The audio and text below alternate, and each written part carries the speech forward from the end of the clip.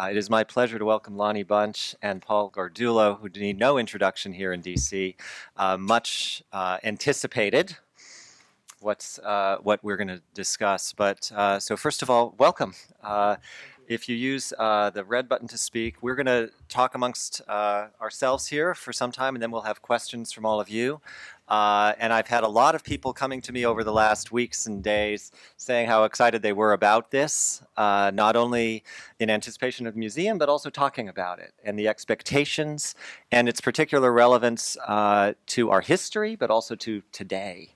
So I thought we'd start by, Lonnie, tell me, when we spoke on the phone about it, we discussed the idea that this is not something that's been building as many projects are for 10 years or sometimes, it's very ambitious, maybe a 15-year project. What are we looking at in this case? Well, first of all, thank you so much for letting me come talk about what has been my passion for the last decade. But the reality is that the struggle to build a national museum of African American history on the Mall has been a 100-year struggle. It began in 1913.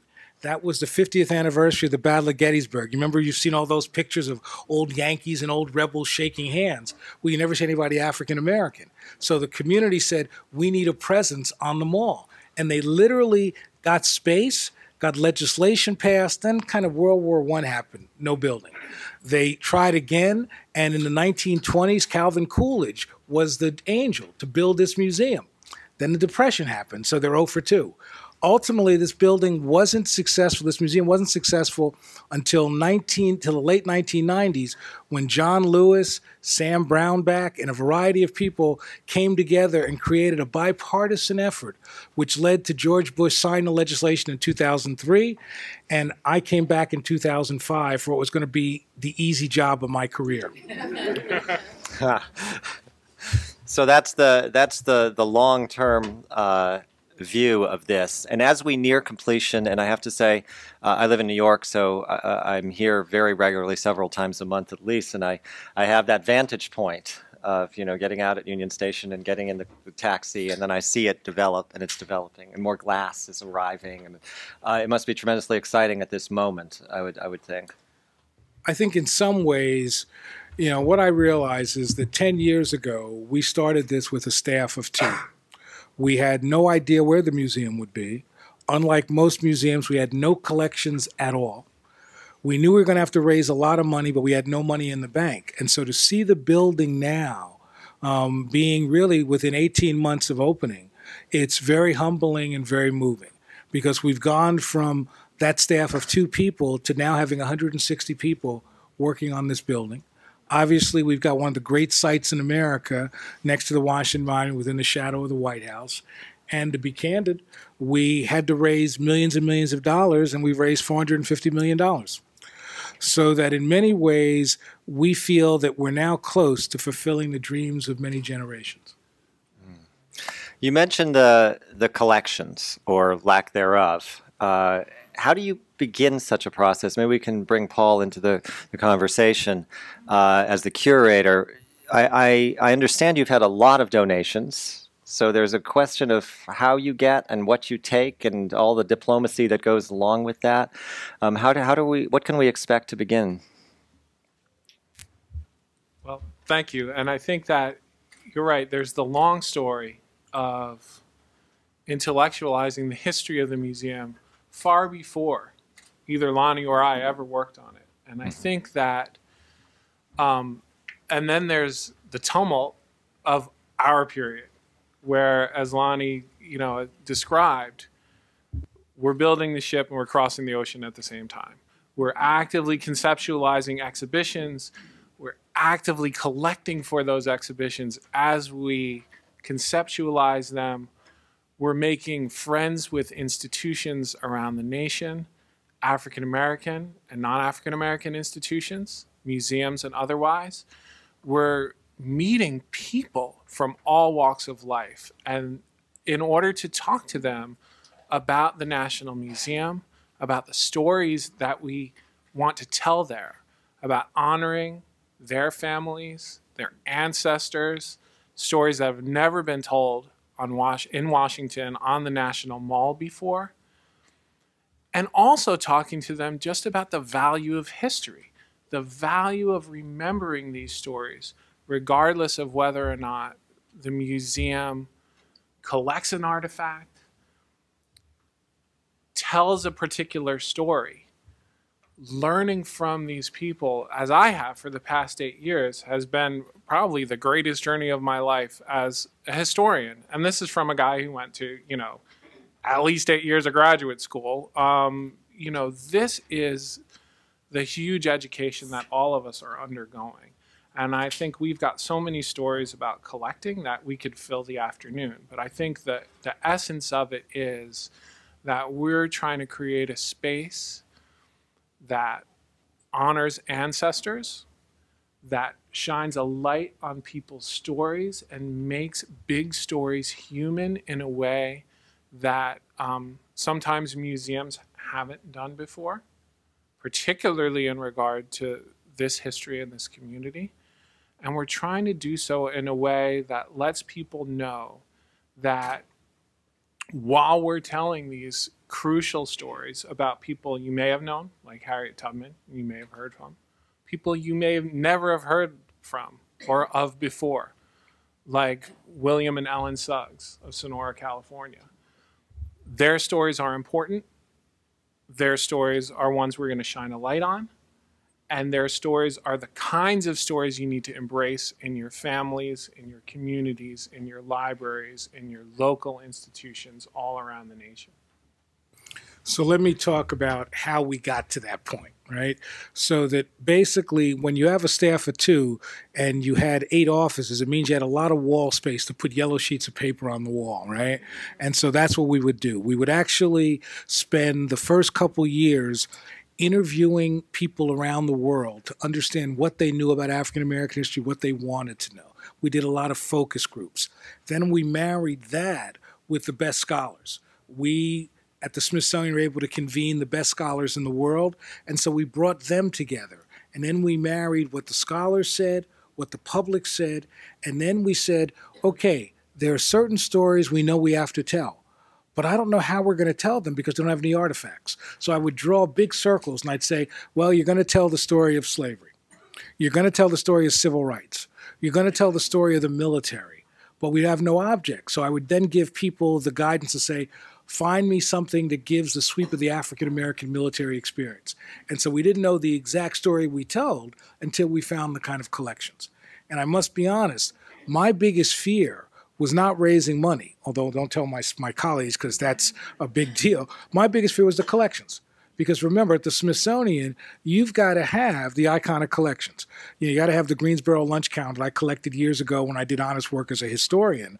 Or, I know I shake hands now, but, the Hope Diamond, the Wright Flyer. So my fear was, could we find the stuff of history that would be worthy of the Smithsonian?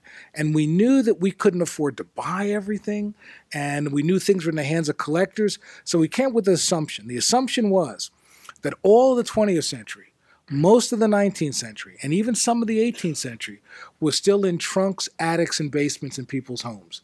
So we created projects to go around the country and help people preserve grandma's old shawl, that wonderful 19th century photograph. And people would then bring the stuff out, because I'll steal from Antiques Roadshow, bring it out, and basically they would say, we want to give it to you. Well, what we do is say, first of all, give it to local museums, so that when we went to Memphis or we went to Newark, the local museums didn't worry that the Smithsonian was coming to town, but we gave them good artifacts. Now, if it was, in the scholarly vernacular, really cool, it came back to D.C. But on the whole, that notion of being able to tap into people's basements and trucks allowed us to tell the personal stories that Paul has talked about.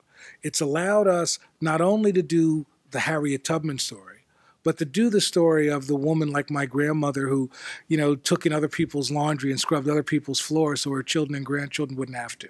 In some ways, the collections have allowed us to tell a much richer, much more complicated, much more nuanced story than I really thought we could. And that's been because people have been so kind in opening their basements and letting us go through their stuff, which is really going through their histories and their memories. Seems to me the way you describe it, it's not even so much building a museum as building a field.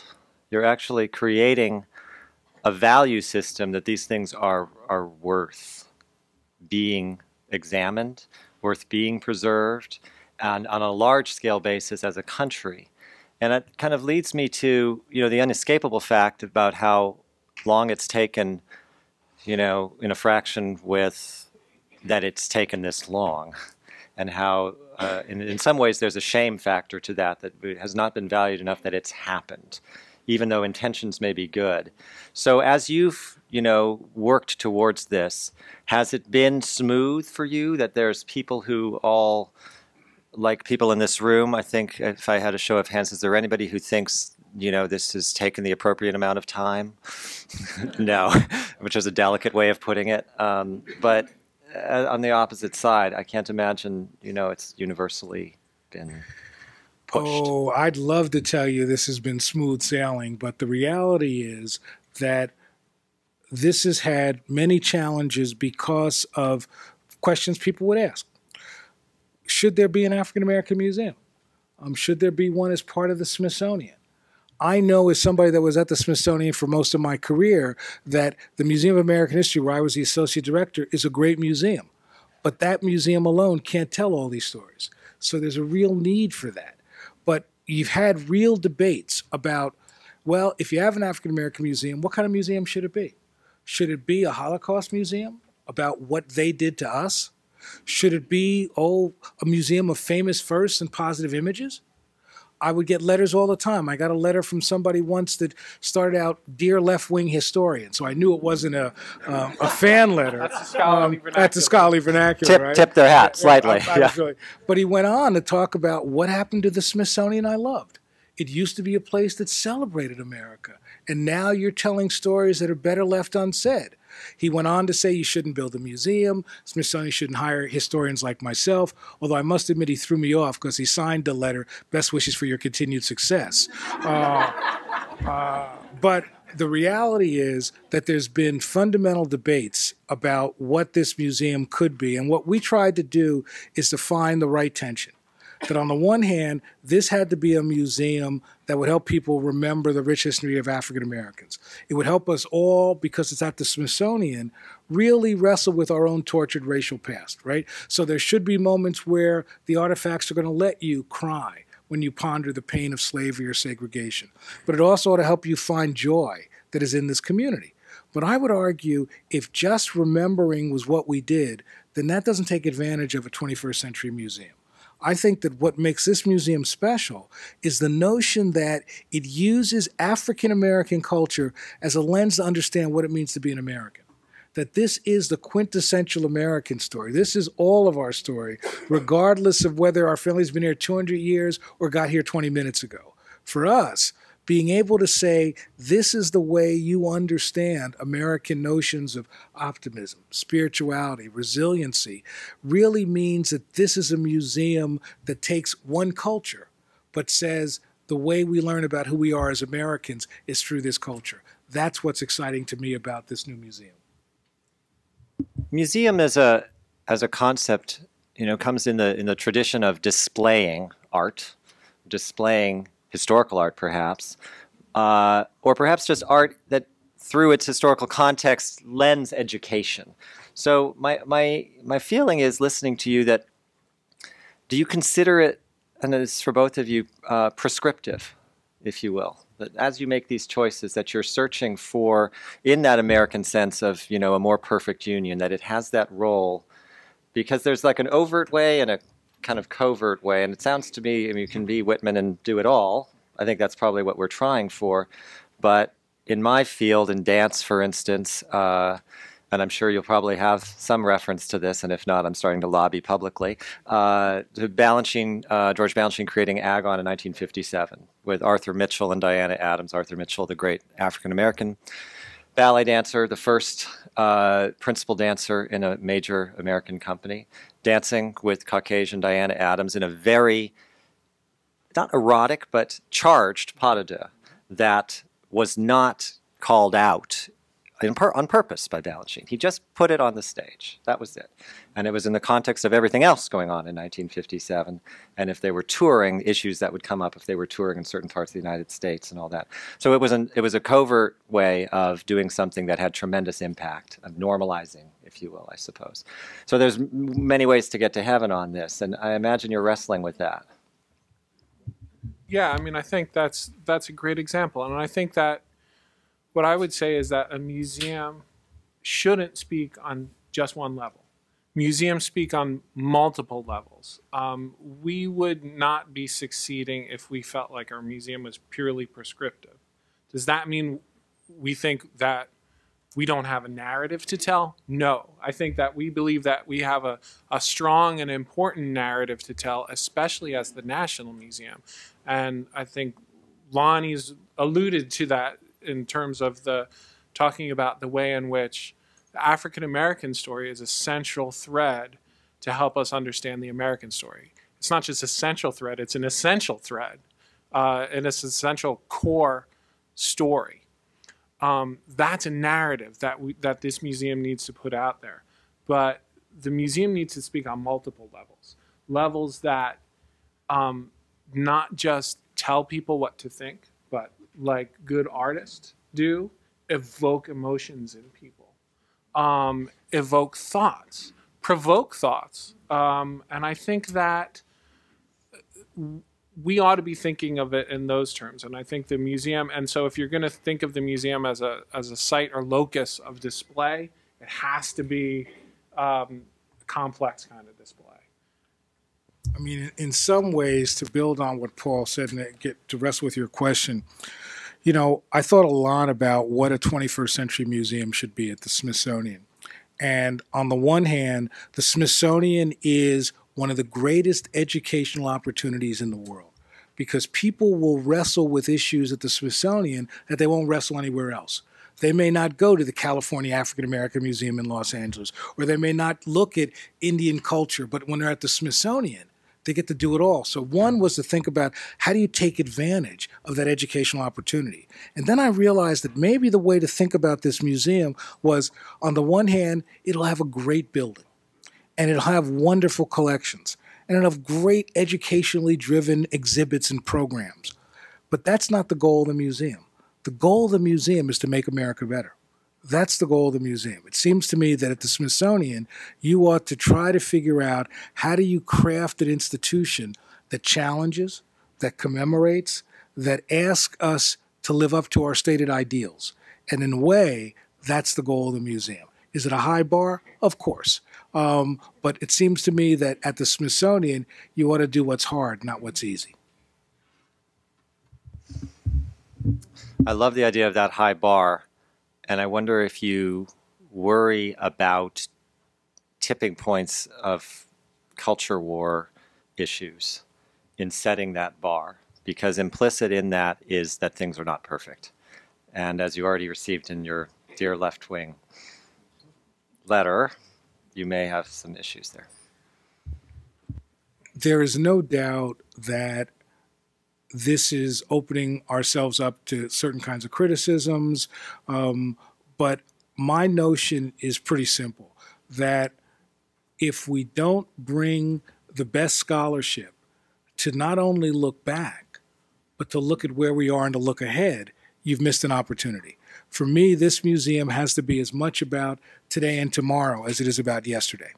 And that we hope to use the history and culture we explore to give people tools to live their lives, to wrestle with the issues they face in their daily lives today. That's a challenge. We expect to be criticized. We expect to be brought into the culture wars. I expect them to run me out of town one day. But until they do, we're going to continue to do this kind of work. Because I think the truth of the matter is, this is what a 21st century museum should be all about. I mean, and just to add to that, I mean, I think that our voice is an essential voice out there. As our scholarly voices, we're a voice in a broader conversation. We call it culture war or call it a different term. We can't be silent it doesn't mean we're going to be always on one side, I think, or another side.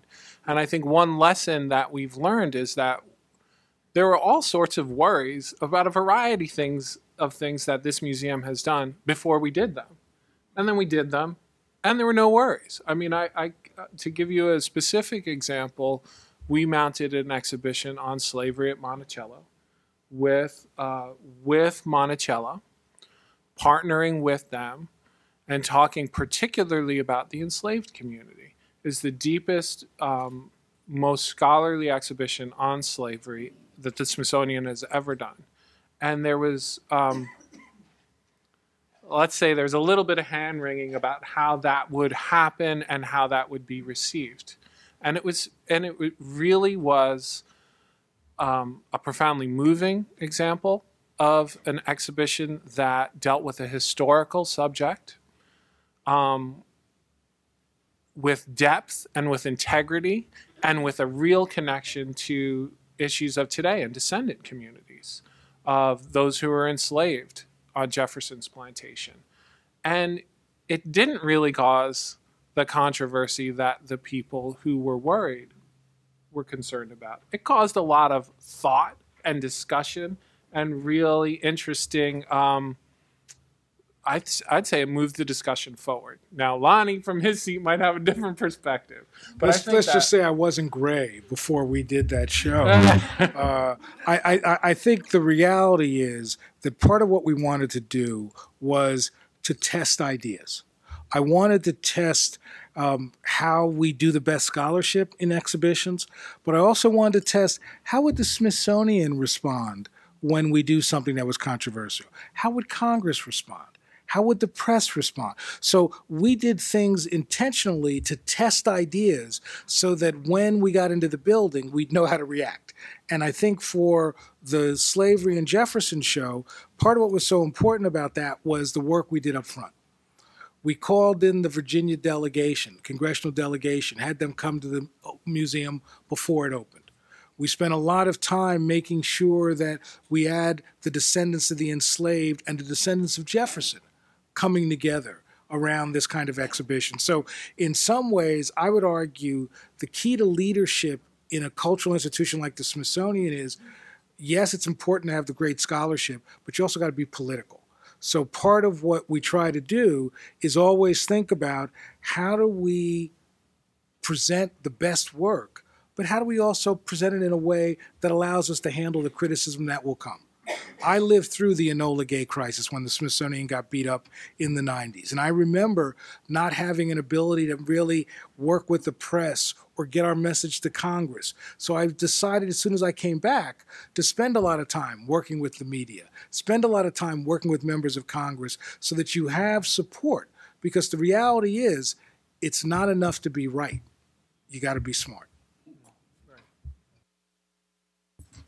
So can you give us a sense then of what things we'll see? You want to give us a little taste? I know it would be kind of exciting to start to imagine. Well, I think since we started talking about collections, let me just tell you a couple things that have come in that have really just amazed me. Because even though I told everybody we would find this stuff, I'm making it up. I don't know. And I'll be really honest. And so I got a call one day, and you'll tell the real story. I got a call one day from a collector in Philadelphia, and he said to me, I've got material on Harriet Tubman. Now, I'm a 19th century historian. I knew there was nothing on Harriet Tubman other than two little things in a house in Mount Auburn, New York. I knew that. And this guy just went on, and I thought, well, all right, I'll go to Philadelphia. At least I'll get a cheesesteak out of the deal. So, so I go to Philadelphia, and this guy pulls out a box.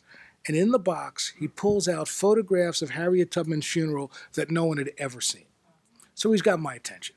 He starts pulling out different material. Then suddenly he pulls out a shawl that there's a famous picture of Harriet Tubman 3 days before she died wrapped in that shawl. And he's got it in front of me. And then he pulls out her hymnal that all those spirituals she would sing when she'd go into the South to alert the enslaved. Steal away Jesus, swing low, sweet chariot. Now I'm crying by then. And so I'm stunned at people what they really have. Or I'm taken by a woman after a talk like this who came up to me and said she had left Brandeis University in her junior year to go down to Alabama in 1963. And she said she had discovered some material that she wanted to give the museum. She opened her bag, and in the bag were shards of stained glass from the 16th Street Baptist Church that had been bombed in September of 1963. So I am amazed at what people are willing to share, and we're going to be able to tell powerful stories because of those kinds of artifacts. And I got a million more stories. Paul, do you want to give us one? I think that's he's already stole my one story. We've got a million of those stories. This movement toward collecting, from things on a grand scale, rail cars that were used by Southern Railways during Jim Crow era, that will put people in an environment where they will physically feel and see what segregation looked and felt like. We collected a Tuskegee trainer plane that was used, one of the only ones ever known that we've been able to track back to Moton Field, that was flown by Tuskegee Airmen when they were learning to fly, the first plane they ever flew. So things on a grand scale, iconic things, so really humble things that we really feel deserve that level of iconicity. Shards from the 16th Baptist Church, a rag that was found, a muslin rag that was found at the bottom of a sack of rags. That was a message from an enslaved mother to her daughter as she was being sold. These things are powerful, and they're beyond powerful. But they deserve to have as much attention as the big ticket items, the things you've heard of before. And I'll tell you a little bit of the story of this bubble drawing, diagramming way that we've gone about things, and it also it gives us a picture of the process of collecting. So one of these moments, I think Director Bunch walked into the museum wanting to feel like we had to provide people with a real tangible sense, if possible, of what the Middle Passage was like. The story of slavery, and something often deemed unknowable by many people. And see if we could find something connected to a slave ship. And so, of course, in one of these bubble drawing meetings, Lonnie points at me and says, all right, you got to find me a slave ship. And I proceed to have multiple sleepless nights, conversation with my director about, I think, on the level of, what on earth are we doing here? And a reassurance that we can do this, we will do this, and this is important, not just on a level of finding something, but on a deep level of helping people to understand something.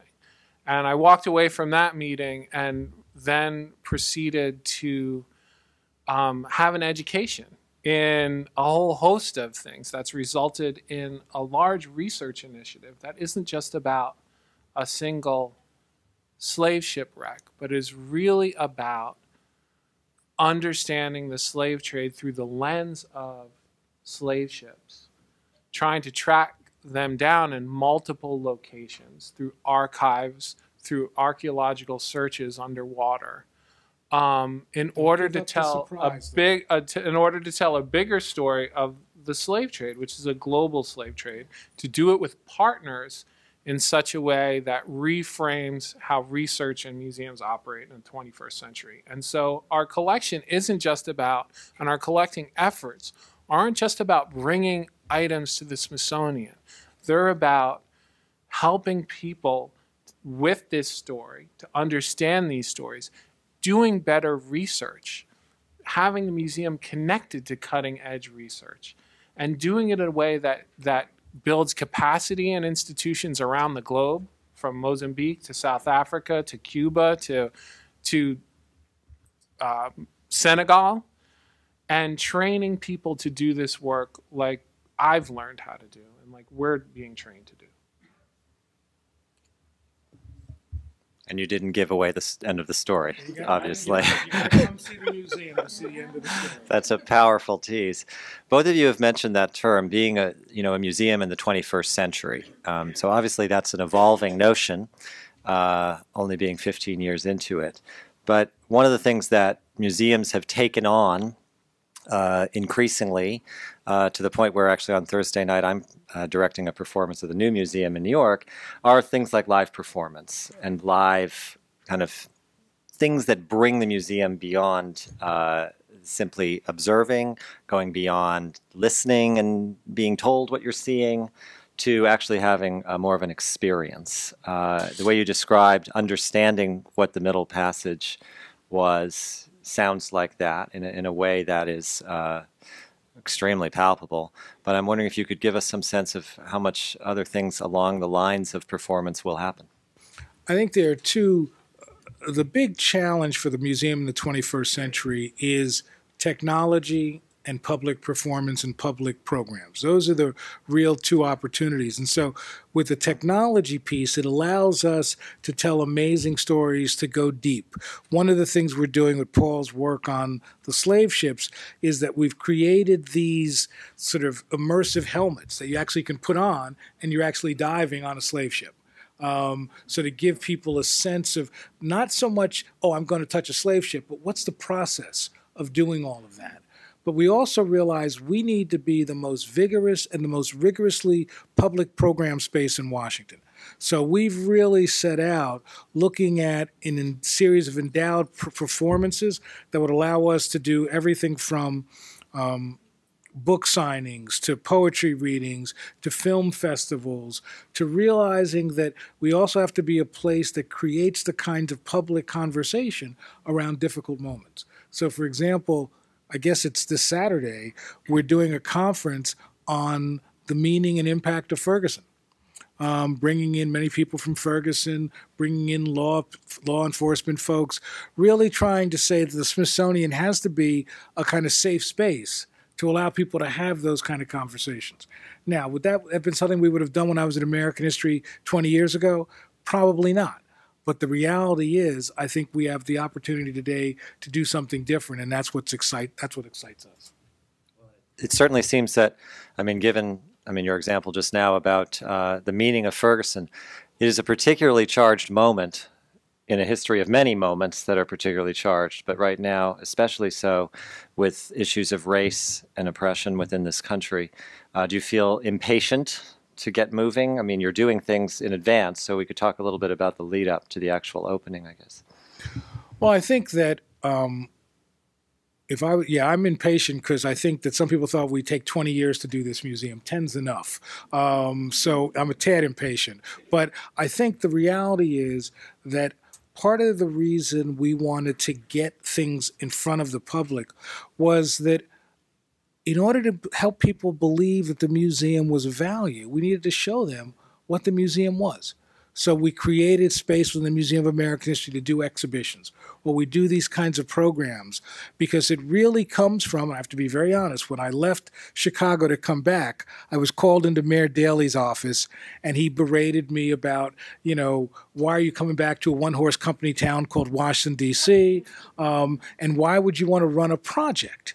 And that stayed with me. So I thought we had to make the museum exist from the day I got here rather than just be a project. So these things were really part of our sense of being able to demonstrate to people, look how good we are, and we don't even have a building yet. And I think that's been part of the success in the fundraising and other things. But I think that I feel that the issue of race has always been an urgent part of our discussion about Americans. And so therefore, the urgency I feel is to be able to be a place that help people find maybe some reconciliation and healing around issues that have divided us. At the very least, to help people find an opportunity for candid, open discussions, since clearly discussing race is one of the things that's very hard for us. And we think that we don't want to create a museum that is in your face, that is about, preaching. But rather, we think by doing the best of what the Smithsonian does, which is bring together scholarship, strong collections, beautiful presentation, we can create opportunities for people to really embrace even the most difficult of moments. And I think that's part of our contribution. You've discussed collaborating with local museums around the country. Do you see a lot of collaborations within Washington itself? Whether it's with other Smithsonian institutions or with government itself? And I mean, how do you foresee that unrolling? Well, part of what was a key part of our vision was collaboration, was the notion that there have been people, be they institutions in Washington, around the country, around the world, who have done a lot of this work, and we want to build on what they've done. But we also realize that in some ways, the Smithsonian is something that is like a beacon. It draws people to Washington, either actually or virtually. So what we wanted to do was then use that beacon to then push you back to local museums. So that if you come see an exhibition on the migration of African Americans from the South to the North, we want to then say, see how the DuSable Museum in Chicago or the Louisiana State Museum looks at this. So we think collaboration is key to our success. And part of what we've done is began by collaboration within the Smithsonian. Smithsonian is this wonderful place that shaped my whole career, but collaboration is not what we do well at the Smithsonian. And so we've really decided that we had to partner with the Portrait Gallery, Natural History, American History, and that's, I hope, begin to create a new way of thinking within the Smithsonian. And we partnered with Monticello to do the slavery exhibition. We've worked with museums in South Africa. Our notion is that we want to be the place that allows us to bring together people whose collective wisdom can make us all better. Right, and I think that apart from, on the national and Smithsonian levels, we've also really actively worked to do programs with local partners here, whether or not we're bringing programs to places like the Lincoln Theater or the Treasures program that we had up in Shiloh Baptist Church. The first project I worked on at the museum was the first exhibition we did after we received that gallery, or we built the gallery in American history in order to test these ideas. And we knew that the story we needed to begin with was a local story. And we had American history had the perfect local collection. They had the archives and all the photographs from the Scurlock Studios, an institution here in Washington, D.C. And after I knew I was going to be doing that story, one of the first phone calls I made was to Ethelbert Miller, and we talked about the way in which we needed to think about collaborating with Howard, and with Donna Wells, rest in peace, played a tremendous role, and others at Howard University with our partners in the Smithsonian as well. We reached out, and I can remember we actively had a day where we talked about the role that contemporary writers, poets, photographers could have in talking to each other about these historic photographs.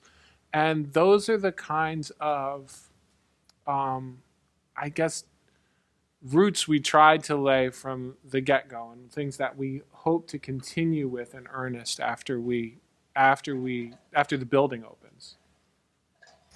Last question from me. The world of contemporary art today will have overlaps, I imagine. Did you see having an active relationship with today's visual artists, let's say, or photographers, filmmakers, to further the influence on the mission? The answer is yes to all of the above. One of the things we did is we created a collection of African American fine art that would be available at the museum. It'll be one of the few places you can go and get a sweep from Duncanson and Bannister to Carol Walker. But then what I've said to my curatorial folks in art is, once you provide that sweep, I want you only to collect contemporary art.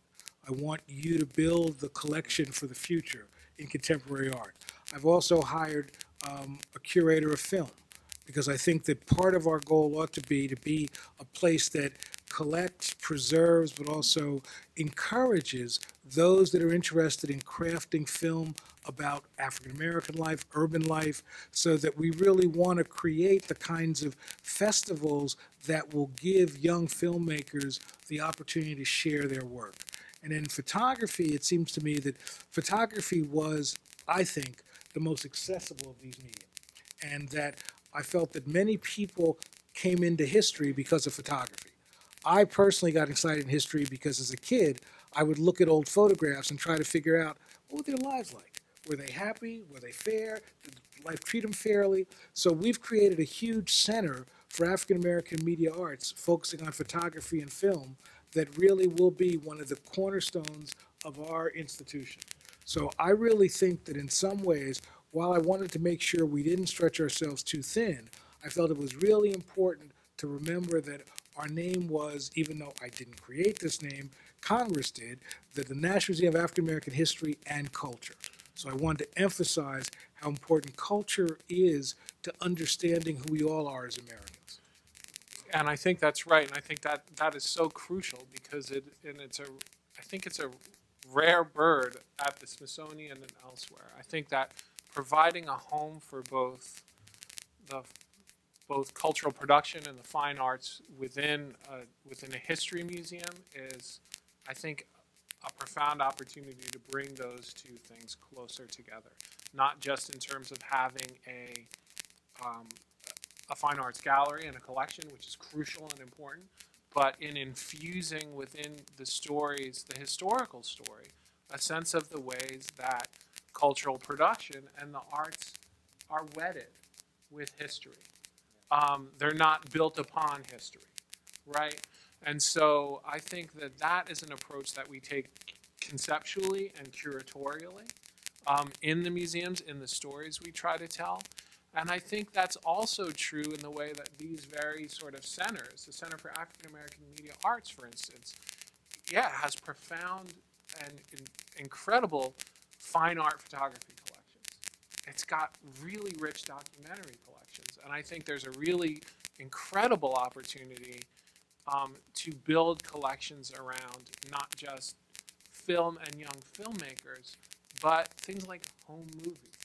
And when you think about the opportunity to tell a story and histories of people's lives through home movies from an African American perspective, that's a huge area. That's an area that really we haven't begun to explore on an institutional level yet. And I think it's beginning to happen in scholarly levels, but I think that will profoundly shift how we think about the visual narrative of our country.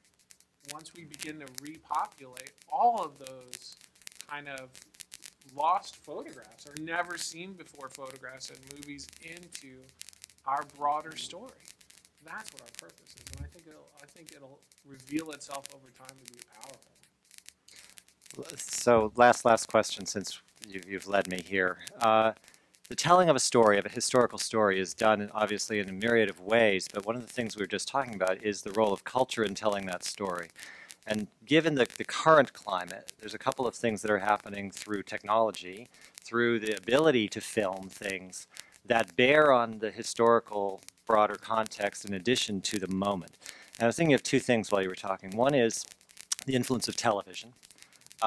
Things like John Ridley's new series, American Crime, which to my mind tells the story of race in America and immigration in America and poverty in America and drug issues in America, as well as anything that one could find. But then on the other hand, we have issues like when you can go on your web browser in the New York Times and you can see an African-American man being shot in real life by a police officer, galvanizing attention on issues of race and law enforcement in America. That's going to be a developing ability, and I know that within the journalistic world there's a tremendous amount of controversy about whether to post something like that, what meets the bar when one does or one doesn't, and then within the viewership, similarly, do you click on it or do you not? Is that, you know, I can watch American Crime, but I don't think I'm going to do that. And I've been talking a lot from my family and out, you know, about those issues. Are you in the trenches on that, I imagine? You want me to do this? Okay. I think the answer is yes. I mean, obviously, the question before us is if the Smithsonian puts something out, it has a greater impact. So I think a lot carefully about what kind of things are we comfortable putting out. And while we feel that, as John O'Frank used to always say in my ear, make sure your job is to tell the unvarnished truth, we also want to make sure that we're not doing anything that devalues the black body, for example. So we basically have a policy where we look at these case by case so that we can determine, is there real probative value? Is there a reason why a place of history should explore this? Is there something that can further the conversation? If it can, we will do it. If it doesn't, we will not. And I think what your question really leads to, you know, even outside of just the orbit of how we choose to enter the conversation, is this question of value and museums as cultural arbiters, and sort of helping to decide what's of value, what conversations are of value, what objects are of value, and this raises questions about you know, time-based collecting, things like, you know, are items, is a YouTube clip something that a museum deserves not just to talk about on a panel on Saturday, but to collect and preserve and think about. And I think that our position, I personally think that our position as the African American Museum of History and Culture gives us a unique purview into that question of value. That has a certain cultural bent to it and a political bent to it, because of the way in which the long gestation, for lack of a better word, of this museum, because this museum's very presence was devalued for so long and held back for so long. And I think that I don't have a definitive answer, but I think we have a very strong role to play in kind of sticking up for the notion of, or maybe pushing against a little bit of the notion of gatekeeping that might happen within museums today, within museums more broadly. And I think that puts us in a soup of conversations about what museums do and feel, and ought to be, what our museum is. And I think it's important, and we'd be neglectful if we didn't think about it and talk about it in venues like this. Okay, let's open it up to questions. If you have a question and you're at the table, you'll press your red button, and similarly, there's a microphone. Start with Ethelbert. Yes. If we were listening to this discussion today, a lot of emphasis on storytelling, a lot of emphasis on the contemporary, what's going on today. But I wonder how much attention is the museum going to place on Reconstruction? I say that because, Lon, you mentioned about making America better. It seems like a lot of the things that we attempted to do during Reconstruction, whether it's public education or whatever, that story seems to take a backdrop to slavery and civil rights movement. But so much was happening there. I wonder where that would be placed in terms of subject matter. One of my dear friends is Eric Foner, the great scholar of Reconstruction. And Eric, every time he says to me, "Are you doing enough on Reconstruction?" Right? And so part of what we've done is basically cast the museum is divided into thirds. There's a third of the museum that looks at history, that takes you from Africa through the election of Obama. Another third looks at sort of community, whether it's sports, the military, the role of place, of region. And another looks at culture, right? And what I felt was really important was in the history galleries that Reconstruction deserved such attention that we've basically created a whole media piece just on Reconstruction. that everybody will gather with, because I think that Reconstruction, for those of you that aren't historians, it really was a time of possibility when America seemed to find ways to actually live up to its stated ideals, to think revolutionarily. How do you integrate 4 million newly freed people? How do you then create a society that's modern? And so in some ways, so much of where Reconstruction started and unfortunately where it ended tells us a lot about what has shaped America. So we think Reconstruction is a crucially important story, because Eric would never let me back in New York if I didn't. Yeah, we'd be in deep trouble. And let me tell you, that's a great question. It's a crucial topic. And there's things that museums can do well. And there's things that we can't do well. We can't write Eric Foner's book and make everyone read it. I think we can make and will make a tremendous media piece. When I was working on trying to bring in collections for I was met with an opportunity to, in some ways, I think, evoke this story in a single object. And we've done the work of researching and collecting a home from here in what's now Poolsville. And what I like to call it is a freedom house. And it was built by a family and a community, Erasmus and Richard Jones of Jonesville, up in Upper Montgomery County. And they built their community, and they built this home on the plantation where they had been enslaved. And it's a two-story log house. It's a two-story log structure that developed and added to over time and then fell into disrepair. We collected the original log structure. And in my mind, if we do it well, that structure itself is a perfect metaphor to that sense of aspiration and limitation that the period of Reconstruction evokes, gestures to, speaks to. This was a tremendous period of possibility and advance, and you can see it in this structure rising off the ground. It was also in its later days a hammering down and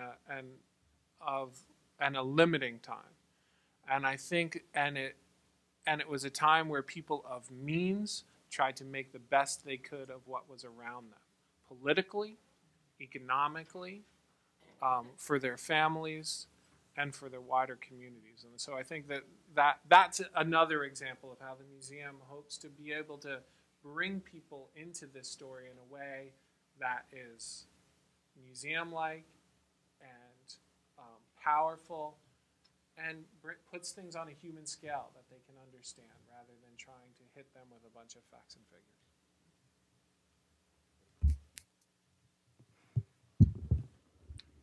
I'm so moved by the impact this museum could have on our country. I'm feeling so many things that I don't think I can articulate all of them.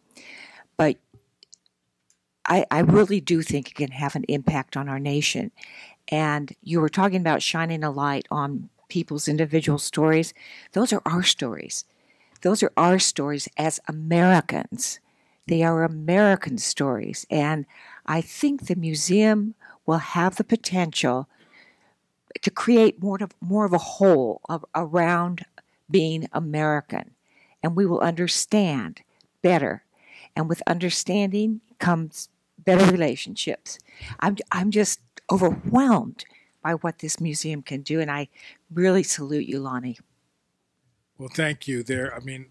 I just think that I've got a lot of good people who do all the work, and the reality is that, as I tell people, at 8 o'clock in the morning, I have the best job in America, and at 2 o'clock in the morning, it's the dumbest thing I've ever done in my life. You're talking about Reconstruction. There's been a lot of conferences on reparations. Is that how can you handle that? I hope you're not going to not handle it, but how could you handle it visually, history-wise, and whatever? Okay. Go ahead. I think that the story of reparations, of repaying African Americans for the labor that built so much of America has been an important conversation since the 19th century, and we'll explore it through its historic roots. I don't think anywhere in the museum do we say yes or no for reparations.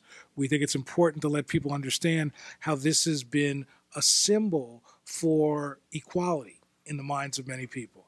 But we do believe that it's important to have those conversations in public program form to see what that means and why people fight for it. But I think from our vantage point, this is where our job is to illuminate, not to answer.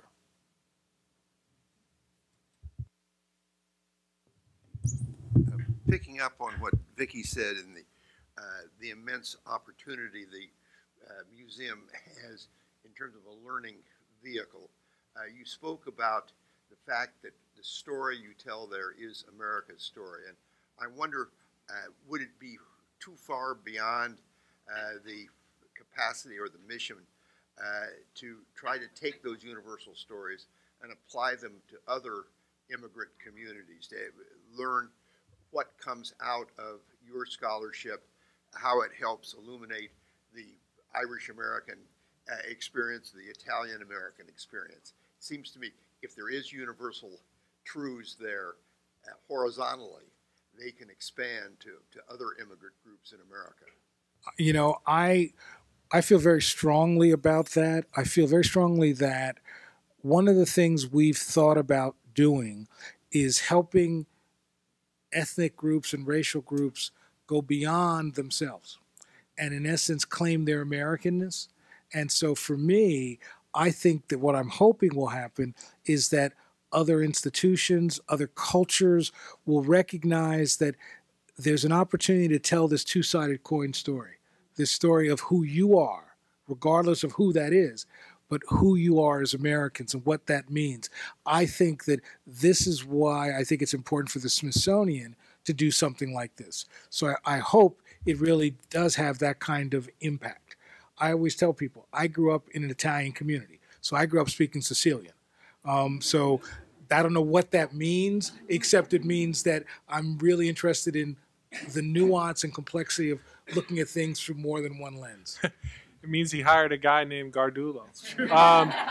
So, and the only thing I would really add to that is that, yes, absolutely, but I would say that desire to claim an Americanness, it complicates that. It's not a simple Americanness, and by doing so, you're necessarily complicating that identity in productive ways, not ways that reify and limit. Personally or ethnically or racially or according to class or whatever category you wanna identify.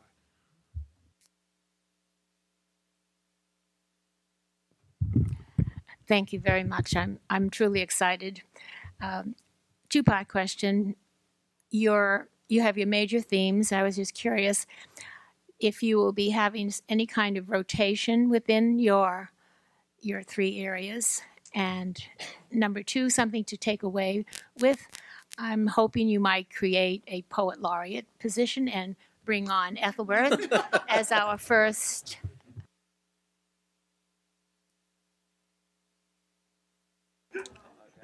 So a question and a recommendation.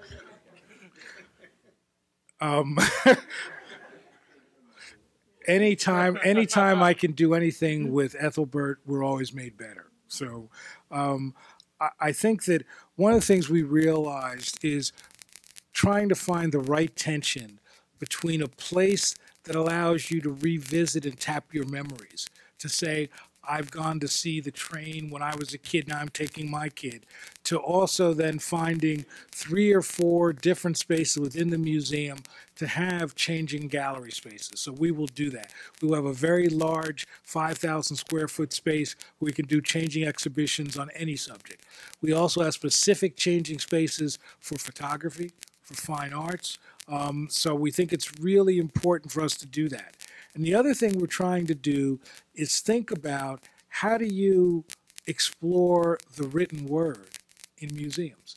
So we're doing an exhibition I guess, that opens in American history in the next couple of weeks. And one of the areas is we're looking at African American literary creativity. And we're looking at how do you sort of let people get to James Baldwin or Paul Laurence Dunbar or Maya Angelou. So for us, it really is trying to think about different ways to make aspects of this culture accessible. And so Ethelbert has agreed to come over and do everything for. I appreciate that. I'm going back, I think, to what Vicki and Jim were talking about. This museum, the previous museum on the mall was the Museum of the American Indian, and how it also, in a sense, is trying to tell the American story. And I was wondering how your museum relates to the story of the American Indian, which is also an American story on a even more fundamental level, if you will. In some ways, I've learned a lot from the NMAI. On the one hand, I've learned that different cultures are at different points in their history. So that within the NMAI, part of the goal was to help Americans remember that Native people still exist. My notion was, everybody knows African Americans still exist, so my goal was to say, how do we sort of take the 50 years of scholarship that we've had to really move it to a different level? And that level is sort of the whole notion of seeing the Americanness of it. I think the NMAI taught me so many things about how are ways you could interpret culture. Their restaurant, for example, is one of the best interpretive opportunities I've seen. So of course we're going to steal it, and we'll have regional cuisine in the museum. So I think that what NMAI has taught me, though, is I was there during the entire run at American History, and they taught me perseverance. It took NMAI 17 years from the time Rick West was hired to the time they cut the ribbon. So they taught me perseverance. Rick, to this day, the former director of NMAI, calls me once a month to either chastise me or to help me figure out how to do something better. So for me, NMAI has opened doors that make it easier for me to build this museum, and then it's allowed us to go down different paths than NMAI initially conceived.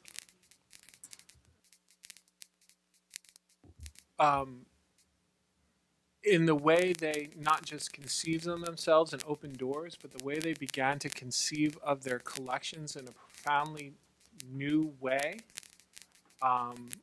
What people had considered anthropological collections suddenly became more than that, more than just windows into a history, but profoundly important objects for a community and living community still offer us lessons to think about, and other museums lessons to think about. And we do collaborations with them. One of the most important collaborations that we did was called Indivisible on Black Indians, and I think that's really a rich topic for a great collaboration down the road in that rotational space that we'll have to work with our partners across the mall to do something really interesting, so that when we're talking about race, we're talking about it on multiple levels, not just on a sort of a black-white divide.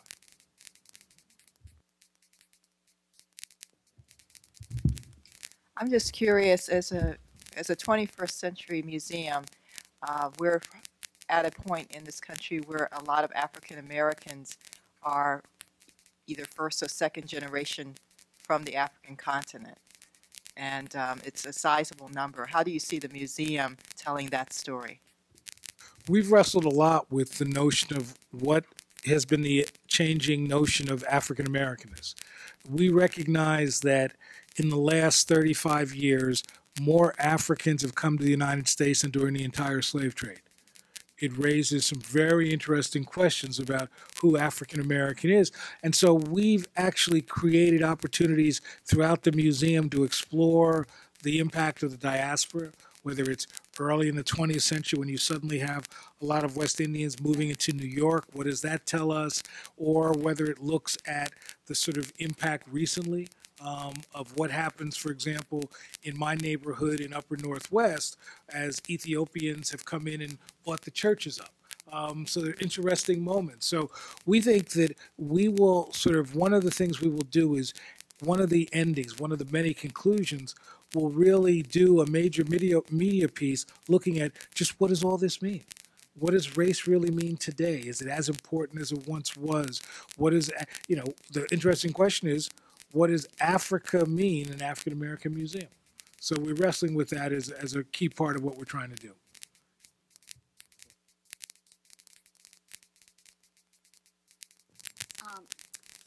My question, observation, is of the relationship between the museum and what I call Washington, my hometown.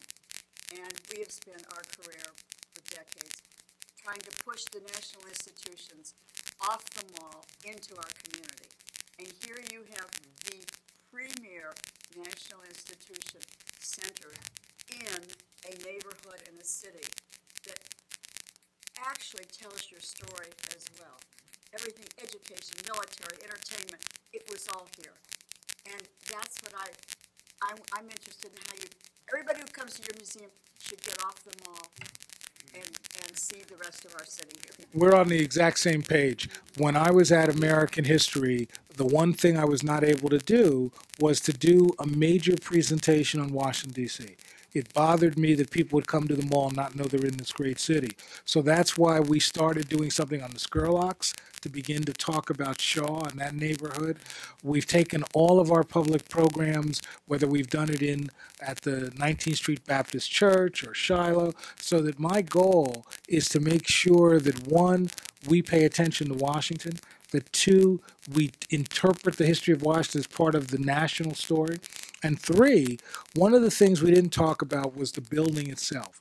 This building does really two things. Normally, when you go into a building on the mall, you're in the building. What we've done is crafted a building with vistas, so that when you're in there, yes, you'll see the history of the March on Washington. Oh, and then you look to your left and see the Lincoln Memorial.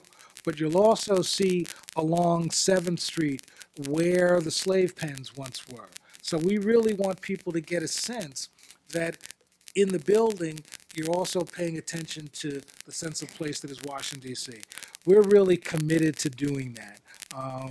I came to Washington as a freshman at Howard in 1970, and it's the place I love the most. So we'll make sure that D.C. is both represented and that the community that will come into this museum will also realize they've got great opportunities to go see the Civil War Memorial on U Street and many places like that.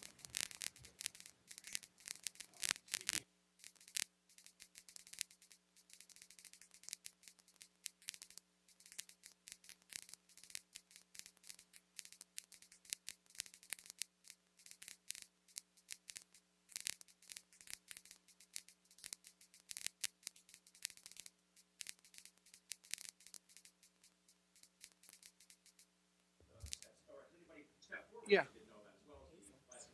Yeah, I mean, there's. Yeah, I'll let you come to this. Come to the table.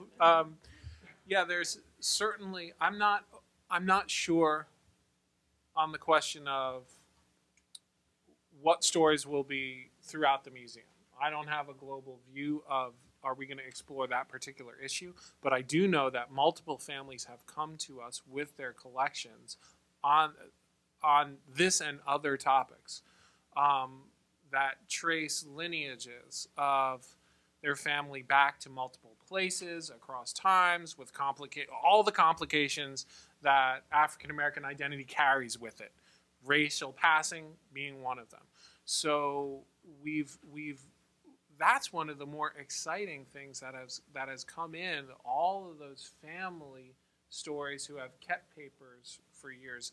And to be quite honest with you, that's one of the jobs that we now have to figure out how to deal with and how we're going to begin to grapple with them, let people have access to that material, and share that material. Because one of the big problems of collecting as you're conceptualizing is you're still always collecting. And so there are going to be stories that we have to figure out ways to tell. And alongside this area that we'll be developing with the Center for African American Media Arts, we have a center that is dedicated to genealogy and family history. And this could potentially be a really rich area for not just providing opportunities to exhibit some of these stories, but to really help people begin to delve into them in personal ways, and to have examples alongside them. Terrific. Well, I think we're going to have to close shortly, but the one thing we haven't actually asked is, so can you give us a date or a reasonable facsimile thereof, and any sort of... We're waiting on President Obama to decide when he wants to cut the ribbon. He'll either do it July of 2016 or September of 2016. So the key is I promised him it would happen under his tenure, and that helps when I go to the construction meeting and say, "Oh, the president kind of wants to be here. Could you guys pour that concrete faster?" So I think that we're worst case scenario 18 months away. Well, luckily, I'm not trying to go off the ground, you know. So I think 18 months at the outset, but it could be earlier as 16 months. So in other words, we're just around the corner. Well, congratulations on your incredible work, both of you, and thank you for being with us.